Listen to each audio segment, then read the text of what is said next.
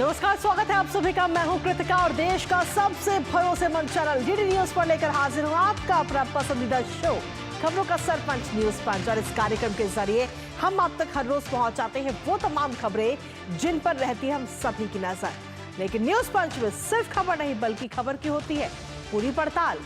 तथ्यों और आंकड़ों के जरिए आपको समझाते हैं खबर का हर एक बिंदु।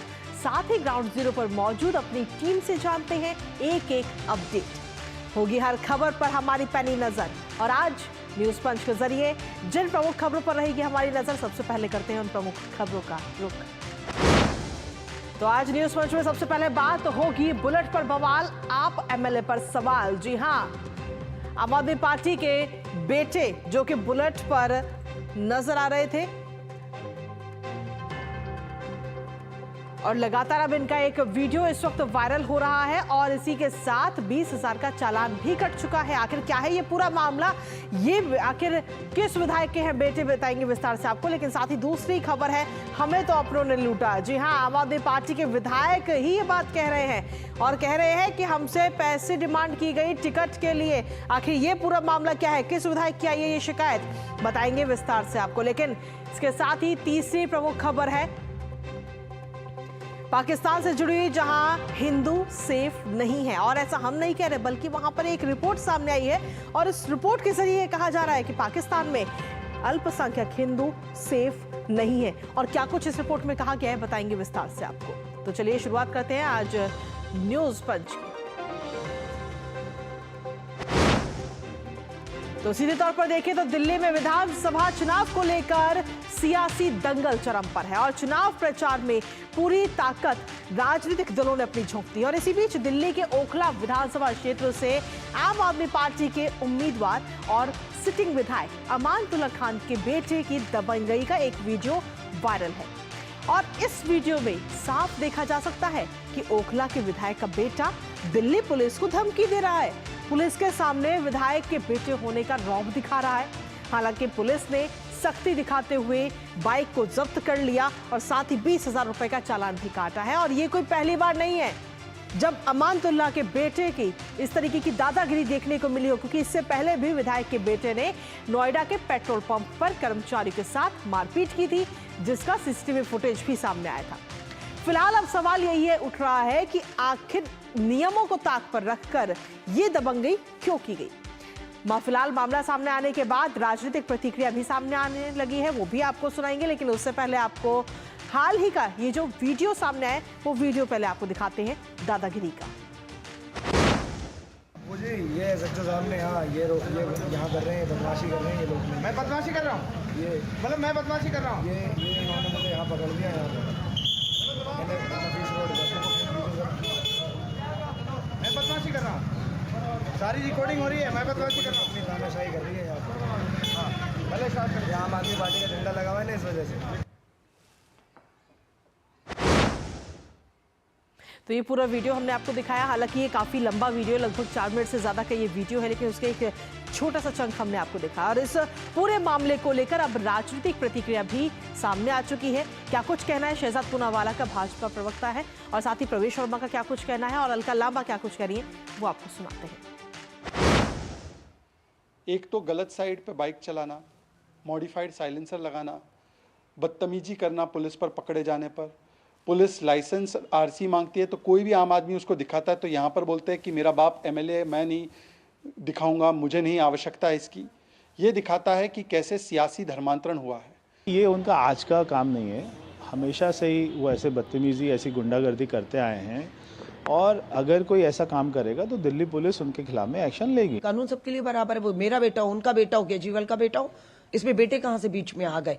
कोई भी अगर कानून नियम का उल्लंघन करे, तोड़े, मुझे लगता है कि ऊपर उठकर दबाव से, राजनीति से ऊपर उठ के कार्रवाइयां होनी चाहिए और कार्रवाई होनी चाहिए अगर किसी ने कोई नियम कानून तोड़ा। तो अलका लांबा कह रही है कि बेटा आखिर किसी का भी हो, लेकिन अगर नियमों को ताक पर रखकर कानून का उल्लंघन करता है तो कार्रवाई जरूर होनी चाहिए। अधिक जानकारी ले लेते हैं, हमारे साथ में हमारे सहयोगी मुकेश शुक्ला इस वक्त जुड़ रहे हैं। मुकेश, कहीं ना कहीं ये मामला इस वक्त लगातार गर्माता हुआ नजर आ रहा है। राजनीतिक प्रतिक्रिया भी सामने आ गई है इस पूरे मामले पर, और साथ ही हमने आज ये भी देखा कि ये मामला कोई पहला नहीं है। इससे पहले पिछले साल मई में भी इस तरीके का मामला सामने आया था, जब नोएडा में पेट्रोल पंप पर इसी लड़के ने बदतमीजी की थी, कर्मचारियों के साथ मारपीट की थी, उसका भी सीसीटीवी फुटेज सामने आया था।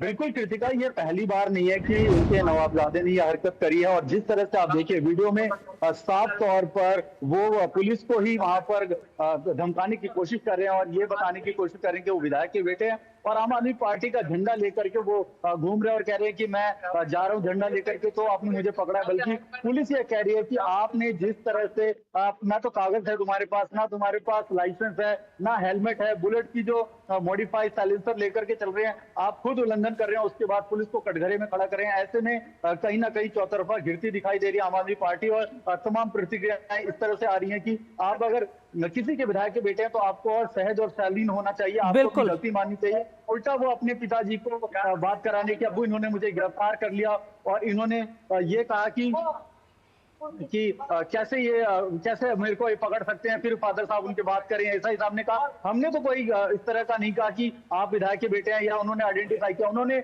जो नॉर्मल पेट्रोलिंग होती है, हर एक गाड़ी की जांच की जा रही है, क्योंकि इस समय दिल्ली में चुनाव को लेकर के आचार संहिता भी लगी हुई है, हर वाहन की चेकिंग की जा रही है कि कोई संदिग्ध वस्तु ना हो, कोई गलत चीज ना हो। ऐसे में आप अगर विधायक के बेटे हैं तो आपको जरूर इस बात का इल्म होना चाहिए, इस बात की जानकारी होनी चाहिए कि राजधानी में किस तरह से कानून का पालन किया जाना चाहिए। पुलिस ने मामला दर्ज करके 20,000 रुपए का जो चालान है वो काट दिया है मोटर व्हीकल एक्ट के तहत, और पुलिस इस तरह से किसी को भी बख्शने के मूड में नहीं है, सख्ती से निपट रही है। और अभी कुछ दिन पहले संगम विहार में 47 लाख रुपए उन्होंने गाड़ी से निकाले, तो एक नॉर्मल पेट्रोलिंग है, पुलिस अपना काम कर रही है। लेकिन अगर विधायक के बेटे होने का फायदा उठाने की कोशिश कर रहे हैं अहमदुल्ला खान के बेटे, तो ये सरासर गलत है, क्योंकि नियम सबके लिए ही है। जी बिल्कुल, नियम सबके लिए ही है, और जो नियम का पालन, जिन नियमों का पालन आप करते हैं, जिन नियमों का पालन हम करते हैं, आम जनता करती है देश की, वही नियम विधायक के लिए भी है और वही नियम विधायक के बेटे के लिए भी है। लेकिन आखिर क्यों वो इस बात से अलग होते हुए नजर आ रहे हैं कि मैं विधायक का बेटा हूं इसलिए हेलमेट की जरूरत नहीं है, बाइक में अपने हिसाब से चलाऊंगा, चाहे रॉन्ग साइड चलाऊं,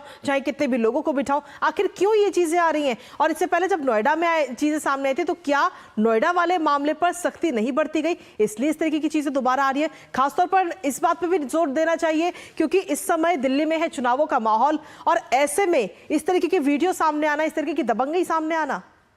बिल्कुल, अगर आप देखिए किसी बड़े लीडर के बेटे हैं तो आपको उतना ही अपनी जो प्रतिष्ठा है उसको सही तरीके से इस्तेमाल करना चाहिए। नोएडा में वीडियो लीक होता है, फिर यहाँ पर पे उनका वीडियो आता है। यहाँ पर देखिए पूरा कन्वर्सेशन इसके बाद की एक वीडियो है जहाँ पर वो कह रहे हैं कि आप हमें टारगेट कर रहे हैं, आप हमें जबरदस्ती रोक रहे हैं क्योंकि मैं विधायक का बेटा हूँ। ऐसा कुछ भी नहीं है पूरे प्रकरण में। पुलिस अपनी नॉर्मल पेट्रोलिंग कर रही है। उन्होंने कहा कि जो आपने हैवी साइलेंसर लगा रखा है उसकी अनुमति नहीं है राजधानी में, और न केवल इनके, पुलिस रूटीन चेकिंग में भी कई सारे ऐसे चालान करती है। ये इनकी बाइक नहीं है जिसको दिल्ली पुलिस ने सीज किया है। लेकिन अगर आप चुनाव में हैं और चुनावी दंगल में हैं और आपके पिताजी खुद विधायक है तो आपको और सजग रहना चाहिए, क्योंकि आम लोगों के भी चालान करते हैं। ऐसे में तो तमाम लोग सवाल खड़े करेंगे कि अगर कोई किसी लीडर का बेटा है तो वो कुछ भी करेगा, इसकी आजादी उसको किसने दी? कानून सबके लिए एक है, उसका पालन करना पड़ेगा। और अहमदुल्ला खान भी इसी तरह का व्यवहार करते हैं। अक्सर आप देखेंगे उनकी वीडियो भी लीक होती है, किस तरह से वो झगड़े करते हैं, किस तरह से वो पब्लिक में जाकर के बेवजह बखेड़ा खड़ा कर देते हैं। तो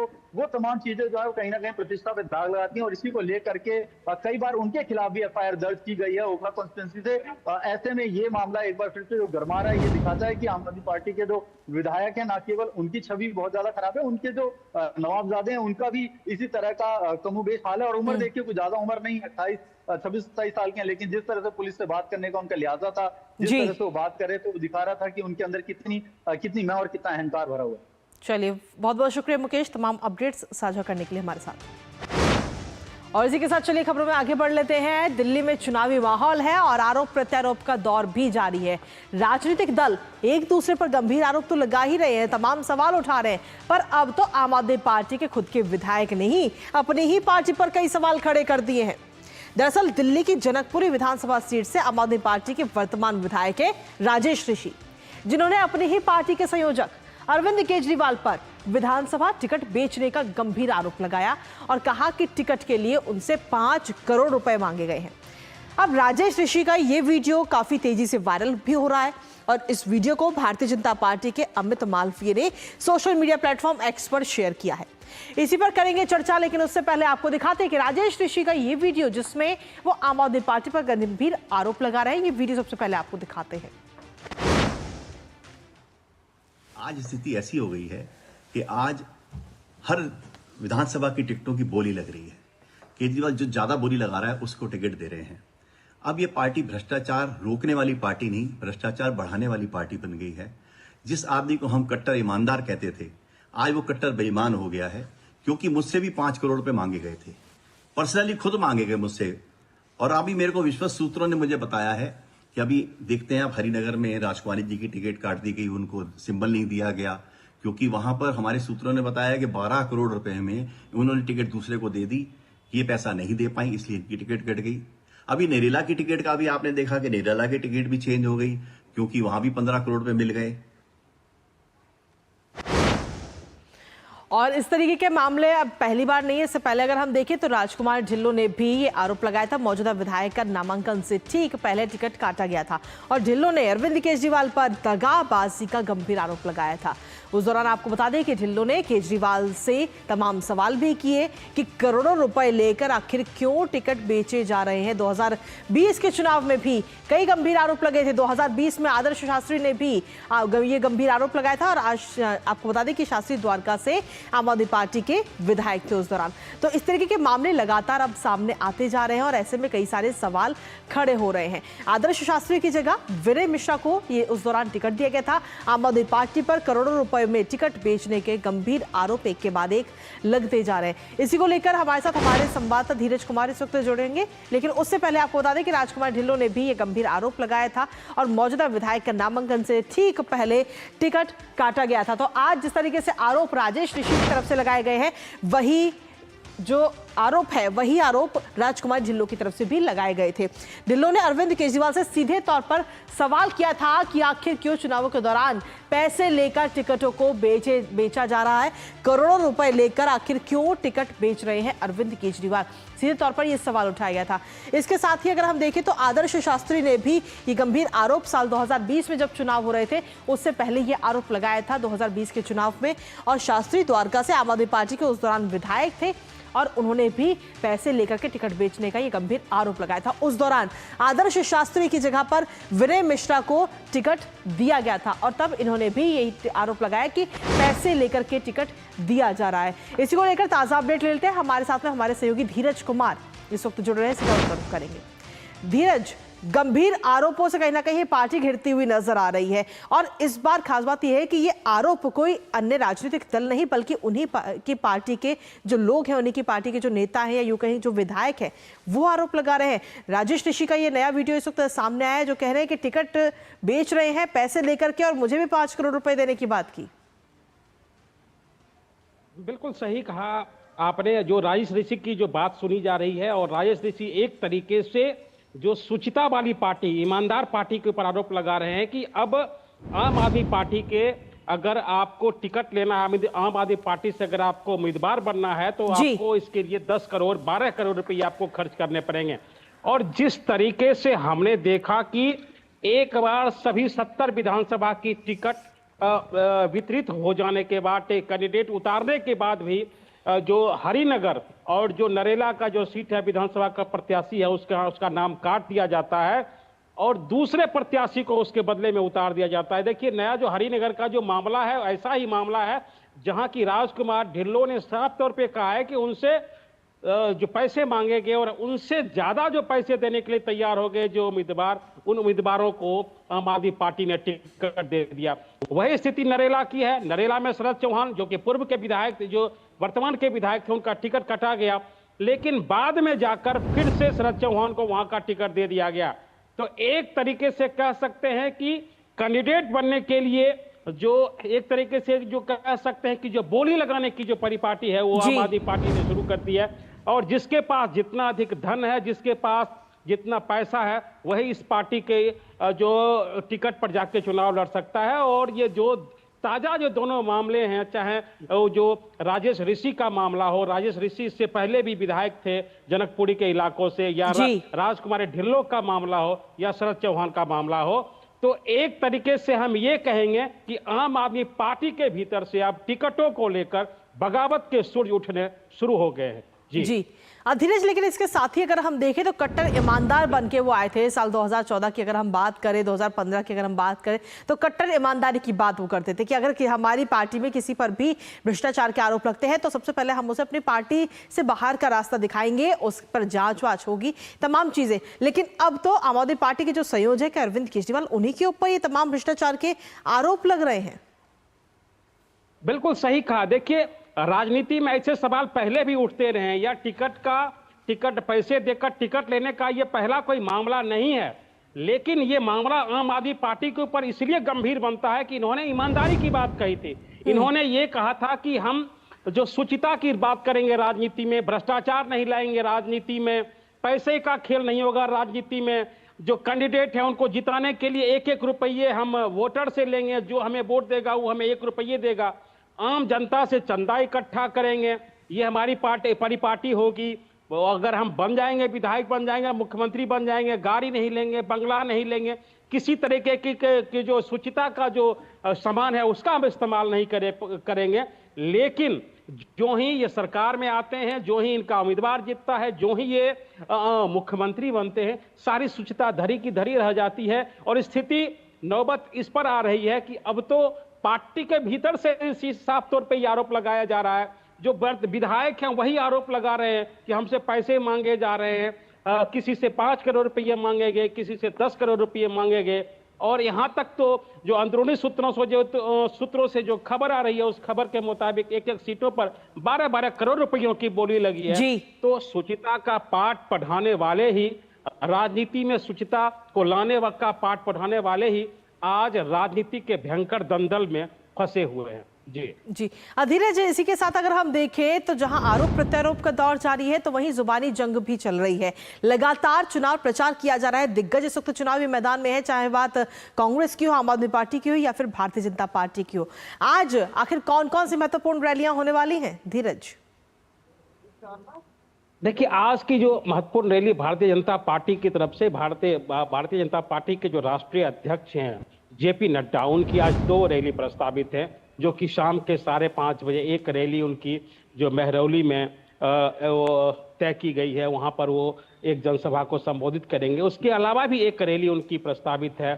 आज जो हमारे पूर्व के जो केंद्रीय मंत्री हैं अनुराग सिंह ठाकुर, उनकी जो 3 रैलियां हैं, वो 3 रैलियां आज दिल्ली के विभिन्न क्षेत्रों में प्रस्तावित है। हालांकि एक उनकी जो रैली है वो मंगोलपुरी के इलाके में है, एक रैली उनका सुल्तानपुर माजरा में है, और उनकी तीसरी रैली नई दिल्ली के विधानसभा क्षेत्र में है।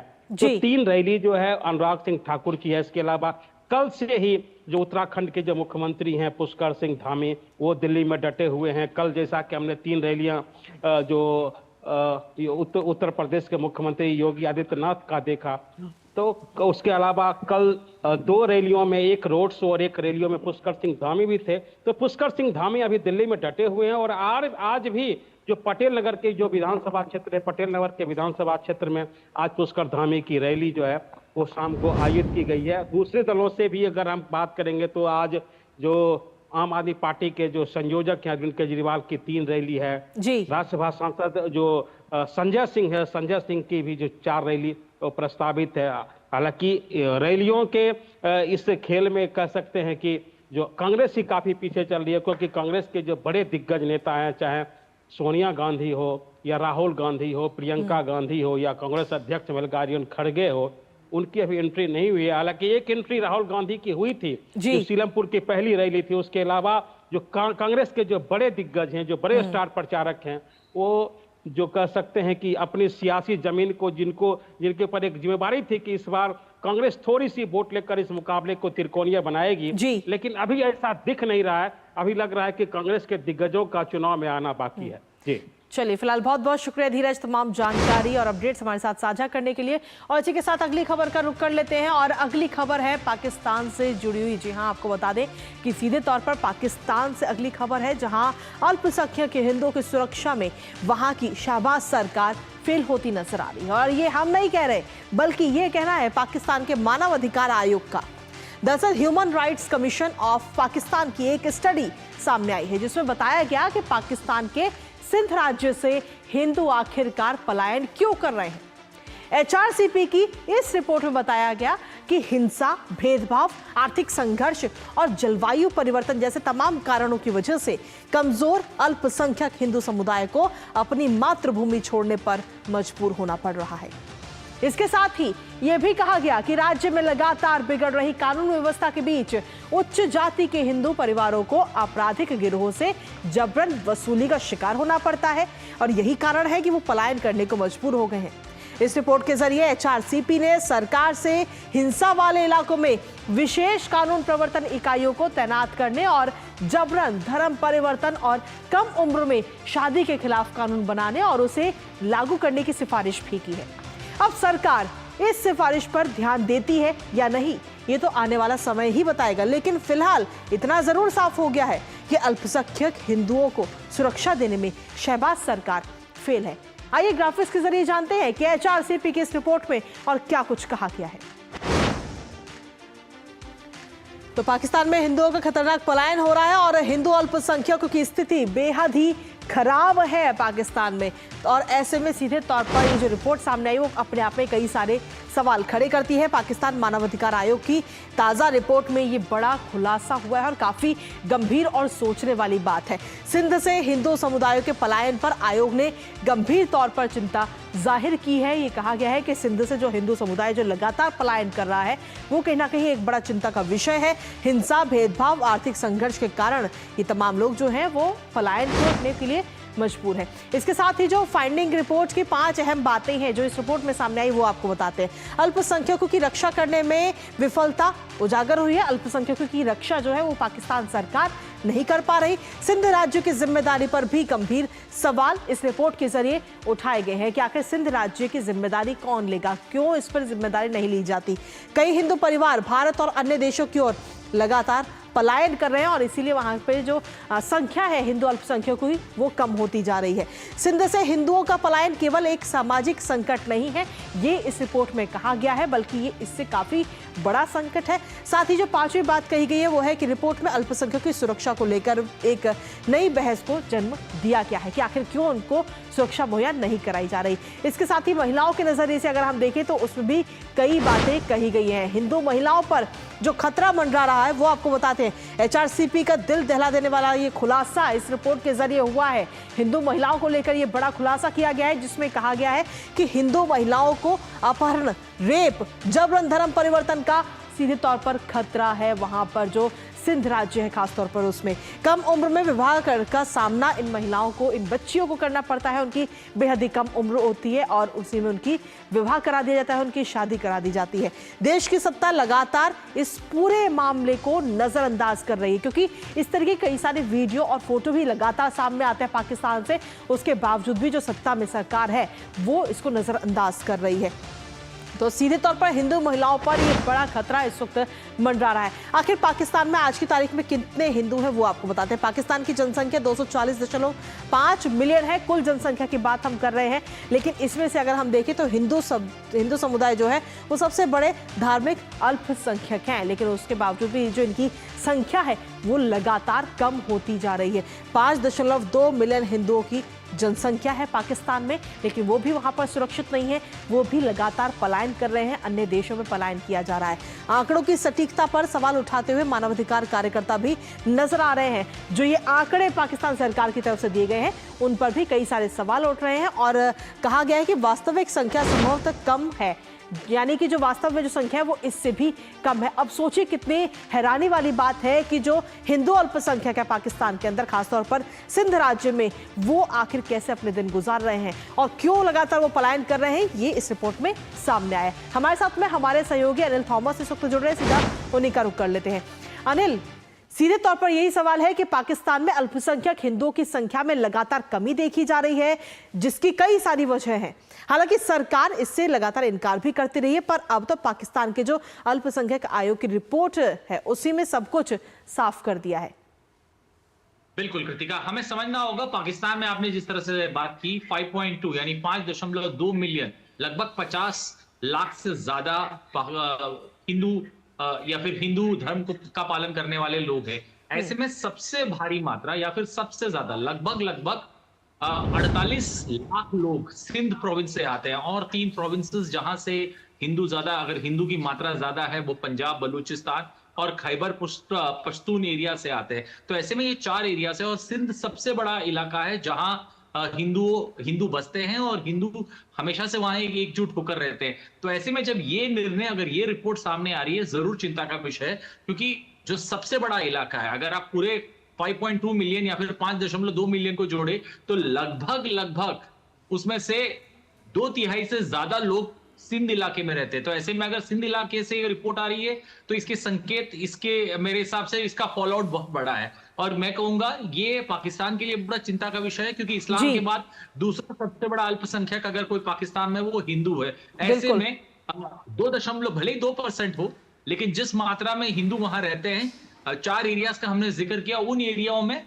कंसोलिडेटेड या फिर कॉलोनीज है हिंदूज की, और ऐसा रिपोर्ट आना मेरे हिसाब से जरूर मुश्किलें बढ़ाता है शाहबाज सरकार के लिए, क्योंकि शाहबाज सरकार बार-बार ये कह रही है कि हम माइनॉरिटीज का देखभाल कर रहे हैं। तो ये रिपोर्ट एक तरह से पोल खोल कर देता है शाहबाज सरकार की और शाहबाज सरकार की कमियों की, स्पेशली माइनॉरिटीज को लेकर। बिल्कुल, लेकिन साथ ही अनिल, अगर हम देखें तो बांग्लादेश में भी अल्पसंख्यक हिंदुओं पर लगातार अत्याचार हो रहा है, और पाकिस्तान में भी, जिसकी वजह से अल्पसंख्यक हिंदू लगातार पलायन को मजबूर है। हाल ही में ये खबरें भी आ रही हैं कि पाकिस्तान और बांग्लादेश की नजदीकियां बढ़ रही हैं, कैसे देखते हैं इसे?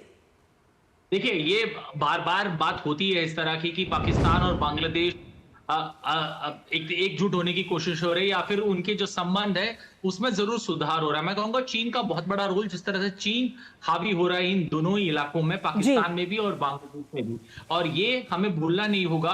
At the end of the day Trump सरकार ने भी इस बात का जिक्र किया है कि जो जिसे कहता है ना, सबसे बड़ी मुश्किल हमारे सबके लिए है, अगर इंडो पैसिफिक रीजन या फिर साउथ एशिया में देखें तो चीन का जिस तरह से दबदबा है अपने आसपास, अपने पड़ोसी देशों में, और वो काफी चिंता का विषय है। भले ही नजदीकियां बड़ी हो, लेकिन मैं कहूंगा कि ये उम्मीद कम की जा सकती है, क्योंकि at the end of the day Bangladesh Pakistan से निकला, तो उम्मीदें कम है कि उस तरह की सुधार जरूर होंगे। हाँ, जरूर नजदीकियां पड़ सकती है, लेकिन एक तरफ फिर अल्पसंख्यकों का, बांग्लादेश की बात हो या पाकिस्तान की बात हो, जब कभी अल्पसंख्यकों पर इस तरह की बातें आती है, इस तरह के रिपोर्ट्स आते हैं, मैं कहूंगा एक पोल खोल देता है किसी सरकार के लिए, और मैं कहूंगा बहुत बड़ी मुश्किल शाहबाज सरकार के लिए ही नहीं, बल्कि बांग्लादेश में भी जो मोहम्मद यूनिस की सरकार है उनके लिए भी मुश्किल है।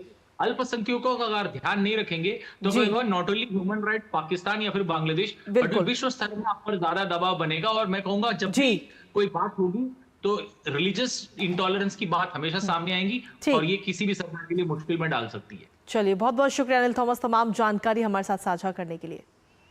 तो कुल मिलाकर पाकिस्तान की जब हम बात करते हैं तो जिस तरीके से हिंदू अल्पसंख्यक समुदाय वहां पर असुरक्षित है, और लगातार इस बात को कहा जा रहा है, लेकिन वहां पर जो सत्ता में सरकार है वो इस बात को मानने को राजी नहीं होती, और अब कहीं ना कहीं शहबाज सरकार की पूरी पोल खोलती हुई नजर आती है। जितने वो तमाम दावे करते हैं कि हम अल्पसंख्यक हिंदुओं की देखभाल करते हैं, सुरक्षित रखते हैं, उन तमाम दावों की पोल खोलती हुई ये रिपोर्ट अब सामने आई है मानव आयोग की। फिलहाल इसी के साथ न्यूज पंच में मुझे और हमारी पूरी टीम को दीजिए अनुमति। सोमवार को फिर होगी सुबह 10:30 बजे आप सभी से मुलाकात। तब तक के लिए नमस्कार।